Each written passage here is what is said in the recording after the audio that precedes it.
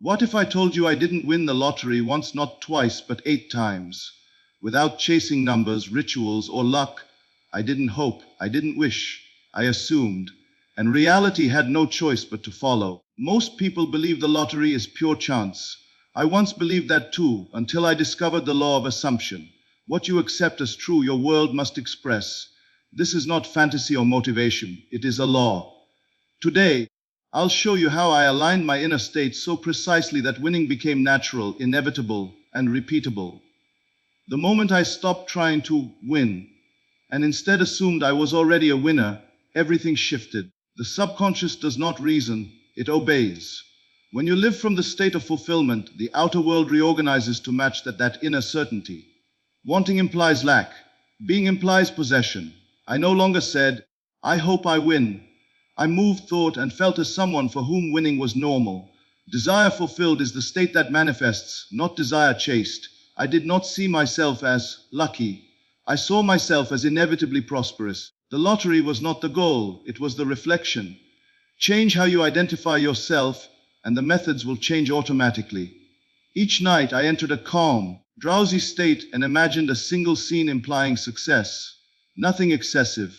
Feeling was the secret. Once the feeling of certainty impressed the subconscious, the outcome was sealed. The conscious mind wants control. The law requires surrender. I trusted the assumption and lived my life normally. Detachment is not indifference. It is confidence that creation is already complete. After the first win, doubt vanished. After the second, expectation disappeared. By the 8th, it was simply confirmation. The law of assumption does not judge scale, only belief. To it, 1 win or 8 are the same. The moment I truly understood this law, everything in my life began to reorganize itself without effort. I did not win because I was lucky, chosen, or favored. I won because I accepted a single inner fact as already true.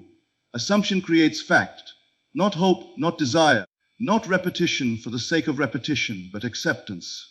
The subconscious mind does not respond to words you say mechanically. It responds to the state you occupy. When I stopped viewing winning as something in the future, and instead allowed it to be something that had already happened in consciousness, the outer world followed with precision. Most people fail at manifestation because they remain emotionally loyal to their current reality. They imagine winning while still identifying as someone who never wins. They affirm wealth while feeling poor. That inner contradiction neutralizes the law. I made a different decision. I assumed the feeling of being someone for whom winning was normal. I did not ask how it would happen.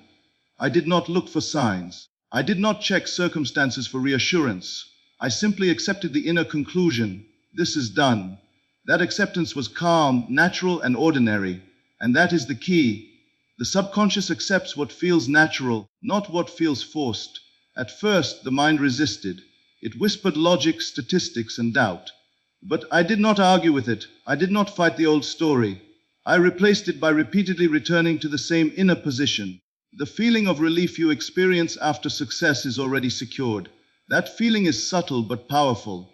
It is the feeling of no longer needing to want. When you reach that state, effort dissolves. Desire collapses into fulfillment. And fulfillment is creative. I noticed something important during this phase. When assumption is real, there is no emotional urgency. There is no desperation. You stop talking about the desire constantly. You stop seeking validation. You move through your day with quiet confidence.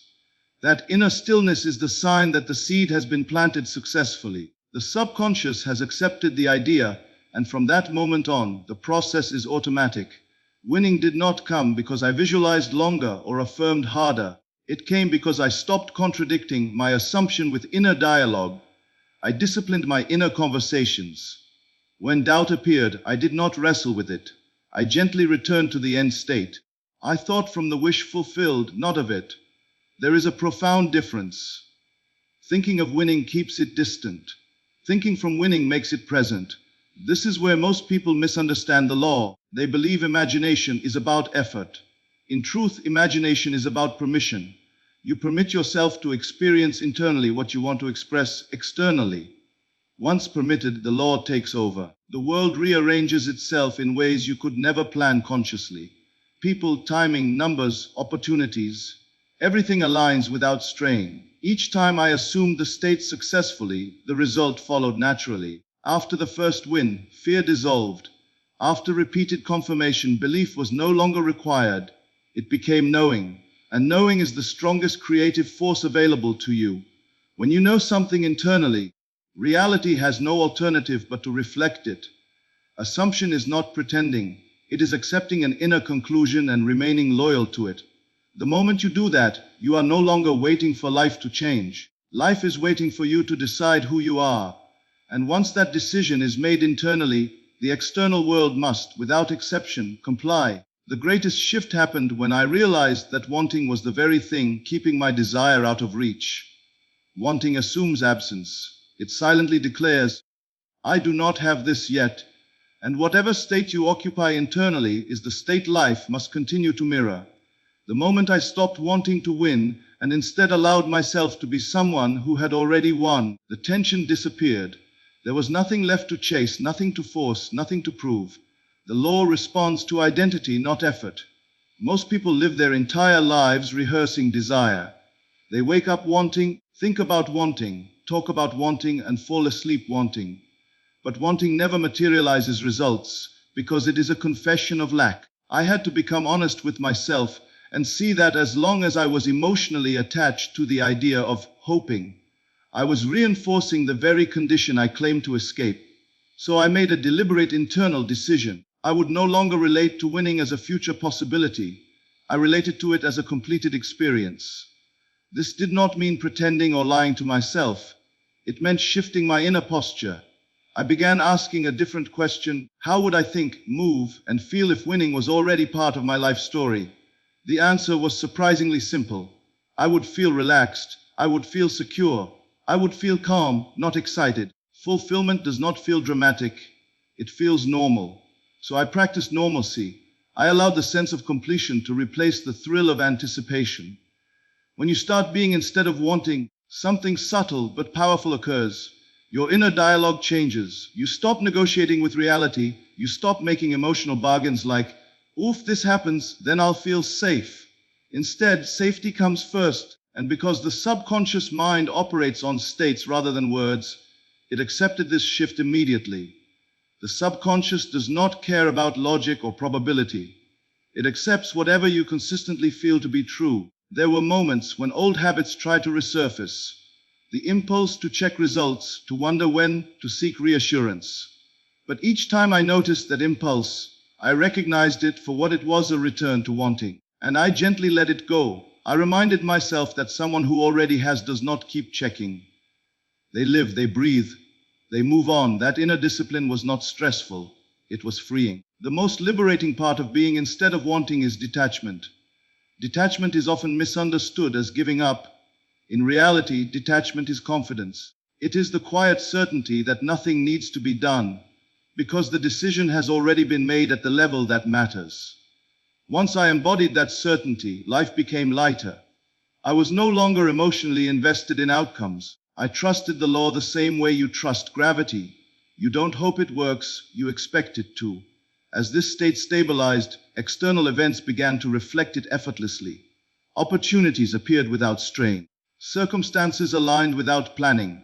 And when the win occurred, it felt almost anticlimactic. Not because it wasn't meaningful, but because it was familiar. I had already lived it internally. The outer event was simply confirmation. This is the secret most people overlook. Manifestation is not about getting something new. It is about removing the inner resistance created by wanting. The moment you stop trying to obtain and start allowing yourself to be, reality reorganizes itself naturally. You are not here to chase experiences. You are here to choose a state and remain loyal to it. Being precedes having, always. When you master that inner transition, you will realize that nothing in this world is difficult to manifest. It was never about effort, it was about identity. And the moment you shift who you are being, the world has no choice but to follow. Everything changed when I realized that outcomes do not respond to techniques. They respond to identity. Winning was never about numbers, tickets, or timing. It was about who I believed myself to be. My previous self-concept was quietly working against me. Even when I imagined success, a deeper assumption remained untouched that wealth was rare, temporary, or reserved for others. Until that assumption was revised, no amount of visualization could override it. Self-concept is the foundation on which all manifestations rest. It is the silent agreement you have with life about what is normal for you. I began to observe my inner reactions honestly. How did I feel when I heard about someone else winning? Was there admiration, indifference, or disbelief? Did I subconsciously think, that could never be me? Those reactions exposed my true identity. An identity once revealed can be changed. I did not attempt to inflate myself with false confidence. Instead, I softened my relationship with prosperity. I stopped viewing it as something external that occasionally visits lucky people. I allowed myself to see abundance as a natural extension of who I am. I practiced seeing myself as someone life supports effortlessly. This was not arrogance. It was alignment. The world does not resist confidence, it reflects it. The revision of self-concept happened primarily through inner conversations. When I caught myself thinking in terms of limitation, I did not punish the thought. I replaced it. I gently shifted the narrative from, people like me don't win, to, this kind of success fits me. Repetition was not mechanical, it was experiential. Each time I chose a higher assumption, I felt a subtle internal expansion. That feeling signaled acceptance. As my identity adjusted, my emotional responses changed. I noticed I no longer felt surprised when opportunities appeared. I no longer felt anxiety around money. There was a growing sense of inevitability. That sense is crucial. Inevitability is the emotional signature of a revised self-concept. When something feels inevitable, the subconscious treats it as law. One of the most powerful changes was how I related to time. I stopped measuring progress. Measuring implies uncertainty. Instead, I trusted the new identity to express itself naturally. Just as a seed grows without supervision, the assumption unfolded without interference. I lived my life, but from a different center. I was no longer someone trying to become prosperous. I was someone allowing prosperity to express itself. When the first confirmation appeared, it did not shock me. It felt like a natural echo. That reaction was proof that the self-concept had shifted successfully. Surprises happen only when something contradicts identity. When something aligns with identity, it feels right. That is how you know the law is working. Revising self-concept also dissolved fear. Fear exists only when identity feels fragile. Once I stabilized in a new assumption, fear lost its relevance. I was no longer worried about loss because my identity was not tied to a single event.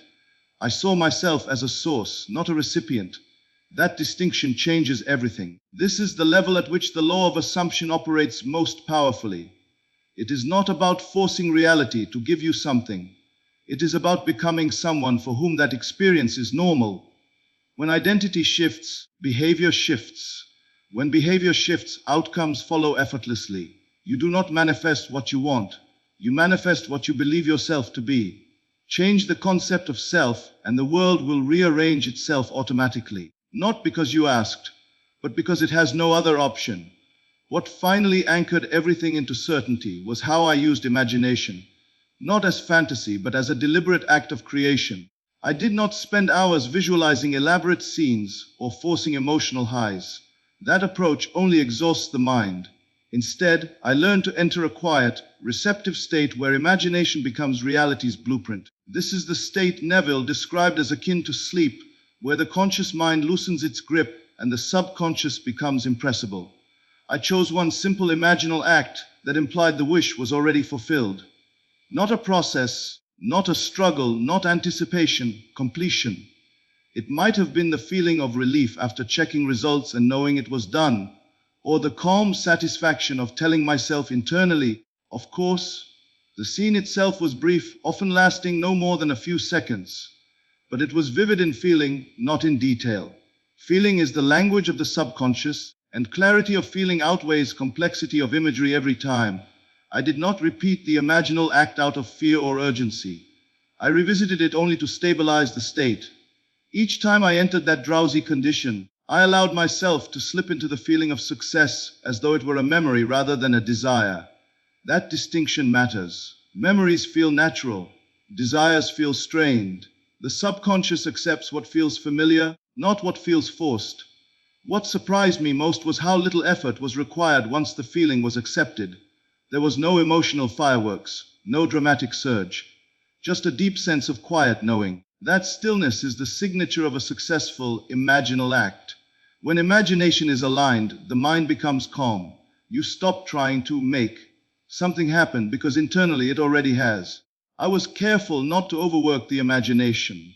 Overuse signals doubt. It says, maybe it didn't work. I trusted the law enough to let one clear impression be sufficient. Just as you do not repeatedly plant the same seed out of anxiety, you do not repeatedly impress the subconscious once it has accepted the idea. Faith is demonstrated through restraint. During the day, I did not replay the imaginal scene constantly. Instead, I lived from its implication. My reactions softened.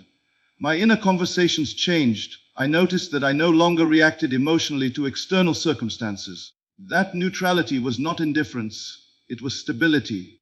The imaginal act had shifted my internal reference point, and life was now being interpreted through that new lens. There were moments when the mind attempted to pull me back into logic or probability. When that happened, I did not argue. I returned to the feeling. Feeling overrides reason. Reason belongs to the conscious mind. Creation belongs to the subconscious. Each time I returned to the fulfilled state, I reinforced the impression without effort.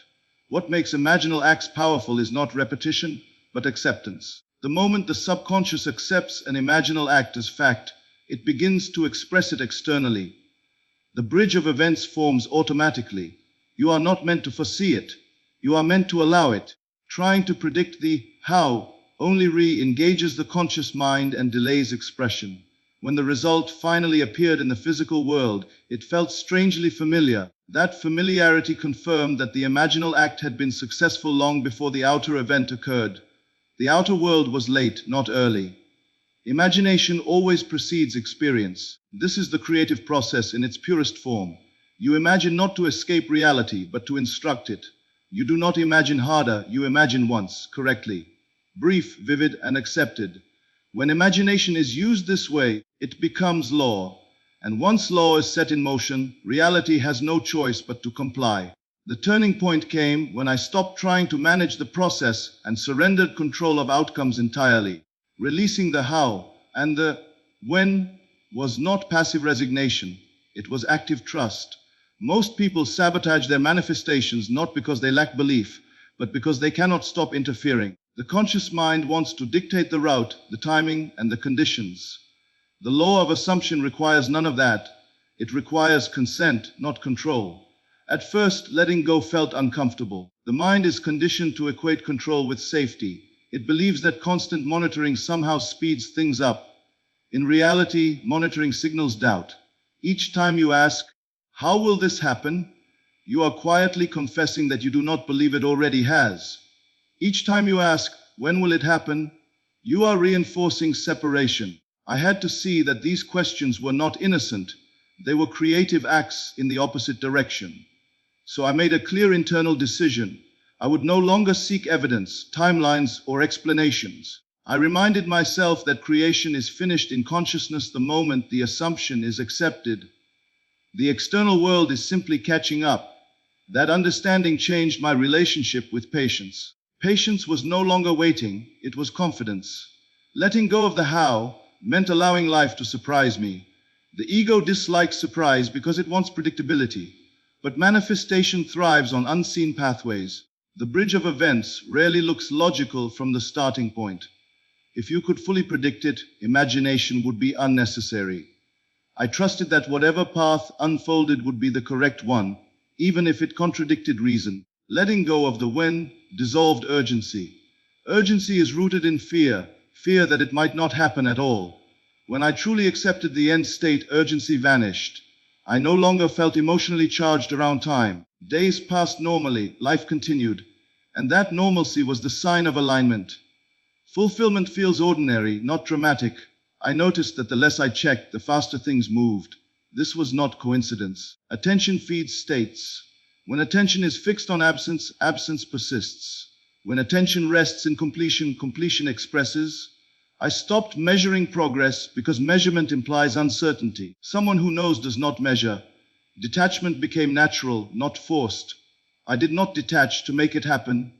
I detached because it was already done internally. This distinction is critical. Detachment is not a technique, it is a byproduct of assumption. When the inner conclusion is stable, the outer outcome is irrelevant to your emotional state. You are no longer waiting to feel whole. As this state stabilized, life began arranging itself without my involvement. Conversations happened. Opportunities emerged. Timing aligned. None of it required effort. I was no longer pushing against reality. I was allowing it to unfold. The law works best when you stop trying to help it. When the result arrived, it felt perfectly timed. Not early, not late. The when revealed itself as precise rather than delayed. That precision is invisible when you are anxious, but obvious in hindsight. Trust restores perspective. This is the paradox most people struggle to accept. The more you let go, the more control you gain. Not over circumstances, but over self. And self is the only creative power. When you release the need to manage outcomes, you align with the intelligence that already knows how to bring them to you. You are not required to understand the process. You are required to trust the state you have chosen. Once the assumption is accepted, your only responsibility is to remain faithful to it and live your life.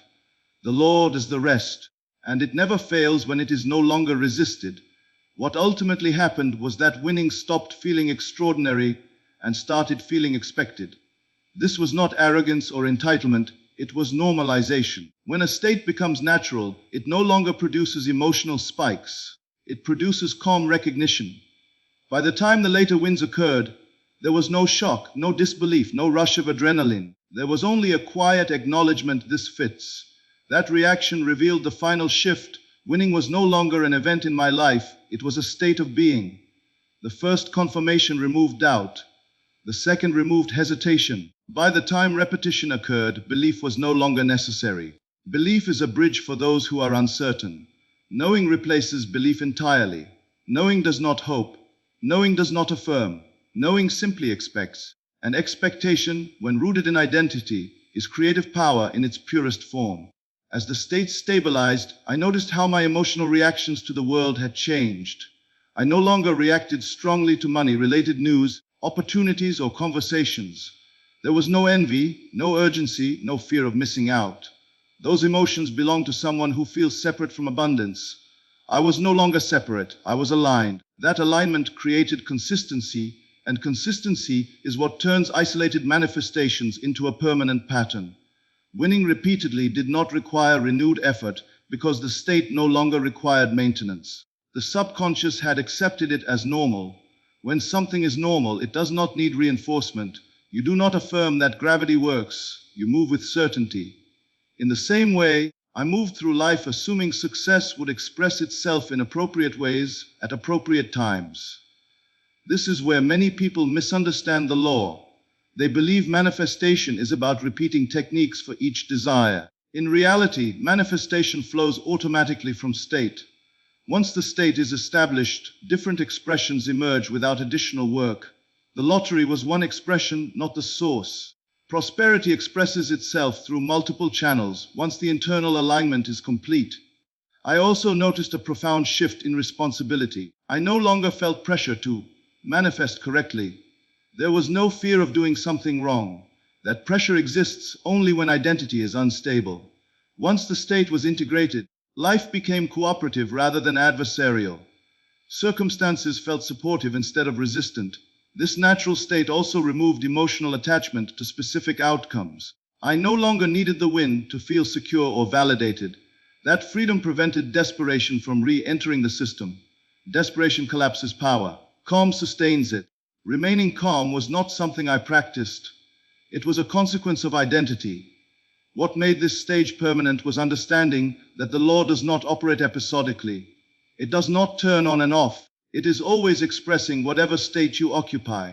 Once I accepted that, I stopped treating manifestation as something separate from daily life. It became how life works. That understanding removed effort entirely. If there is one realization that defines mastery, it is this: repetition does not come from trying again. It comes from being aligned once. When you reach that point, results compound naturally. One success leads to another, not because you chase them, but because they are consistent with who you are. This is why scale does not matter to the law. 1 win or 8 are identical when identity supports them. The law does not measure quantity, it reflects assumption. When assumption becomes stable, results repeat effortlessly. The final lesson is simple but absolute. You do not manifest events, you manifest states. Events are symptoms.